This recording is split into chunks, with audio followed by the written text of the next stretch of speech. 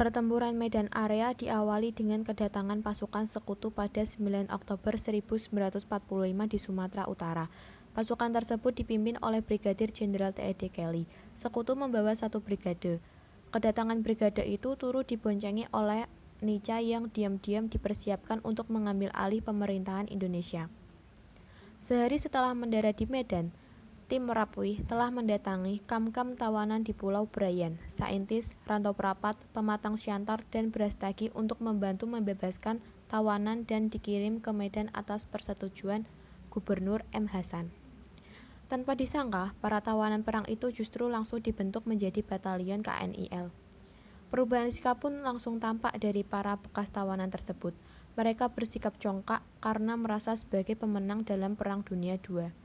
Dalam mengantisipasi kedatangan sekutu dan Nica, para pemuda segera membentuk TKR di kota Medan pada 13 September 1945. Sikap congkak dari bekas tawanan itu memicu timbulnya berbagai insiden dengan para pemuda Sumatera Utara. Insiden pertama pecah di hotel di Jalan Bali, Medan pada tanggal 13 Oktober 1945.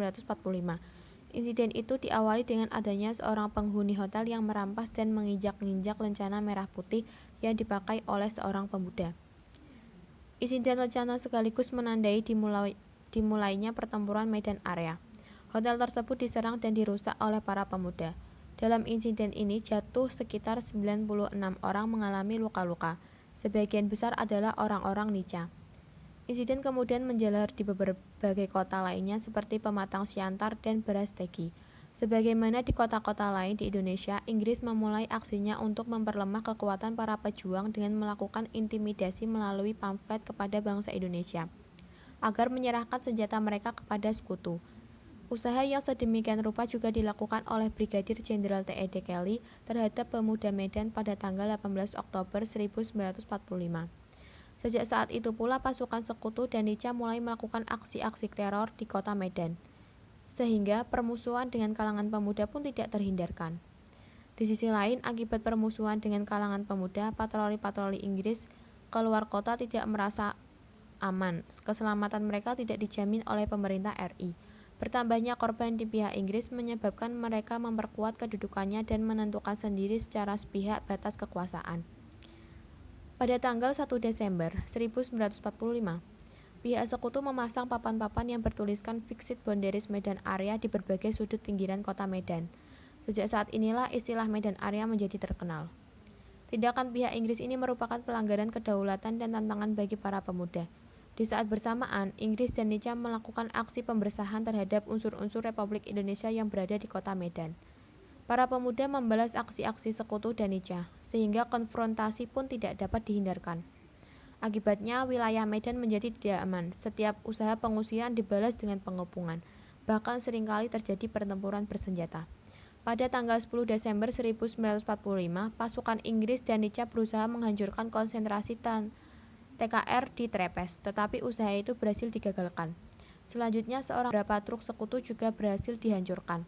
Adanya peristiwa ini menyebabkan Jenderal T.E.D. Kelly kembali mengancam para pemuda agar menyerahkan senjata mereka. Barang siapa yang tidak mau mematuhi akan ditembak mati. Pada bulan April 1946, tentara Inggris mulai berusaha mendesak pemerintah Republik Indonesia di Medan untuk keluar dari kota. Gubernur Makras Divisi TKR Wali Kota RI akhirnya dipindahkan ke Pematang Siantar. Dengan demikian, Inggris berhasil menguasai kota Medan. Tanpa adanya komando kesatuan, mustahil dapat melakukan serangan efektif terhadap kedudukan-kedudukan pasukan Inggris dan Nica. Pada tanggal 10 Agustus 1946, di tebing tinggi diadakan suatu pertempuran antara komandan-komandan pasukan yang berjuang di Medan Area. Pertemuan itu memutuskan untuk membentuk satu komando yang bernama Komando Resimen Laskar Rakyat Medan Area yang dibagi atas 4 sektor, dan setiap sektor dibagi atas 4 subsektor. Setiap sektor berkekuatan 1 batalion. Markas komando ini berkedudukan di Sudi Mengerti, Trepes. Di bawah komando baru itulah perjuangan di Medan Area menjadi lebih baik. Nilai-nilai yang terkandung: 1. Jangan mudah percaya dan menerima apa yang dikatakan orang lain terhadap kita. 2. Berjuang dengan segenap tenaga dan pikiran. 3. Rela berkorban dan pantang menyerah. 4. Persatuan dan kesatuan yang erat untuk berjuang. Pertempuran Medan Area tergolong pertempuran yang cukup lama, yakni berlangsung sejak 9 Oktober 1945 sampai berakhir pada 15 Februari 1945.